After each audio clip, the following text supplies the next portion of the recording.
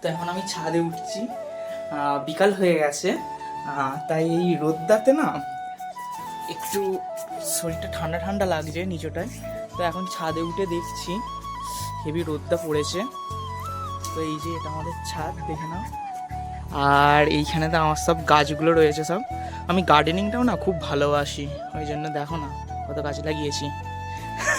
আর এইখানেতে আমি কিছু ওই ইচ্ছা হলো এবারে ধনে পাতার গাছ লাগাতে, পালং শাক লাগাতে, তো এগুলোও লাগিয়েছি। আর আমার কাছে অনেক গাছ আছে, হ্যাঁ, যদি তোমরা চাও তো তাহলে আমি আমার এই গাছের সব ভিডিও, আমি গার্ডেনিংও খুব ভালোবাসি, সেই রিলেটেড ভিডিও আমি করতে পারি।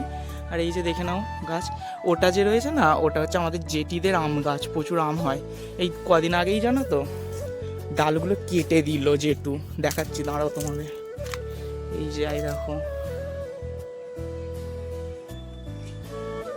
বড় গাছ। আর এই যে আমাদের বাড়ির আশেপাশের সব পরিবেশটা। আর ওখানে যে দেখছো ওই যে ওই মন্দিরটা, ওটা হচ্ছে আমাদের এখানের মনসা মন্দির।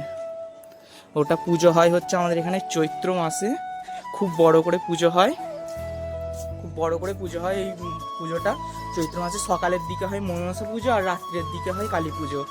তো ততদিন যদি আমি ব্লগটাকে কন্টিনিউ করি তো তোমাদের অবশ্যই দেখাবো। চলেই তো এলো, আর কিছু মাসের অপেক্ষা। তো দেখো কি বলবো বলো তো, এই প্রথম প্রথম শুরু করছি, ব্লগিং করছি, তো বেশি কিছু বলার নেই।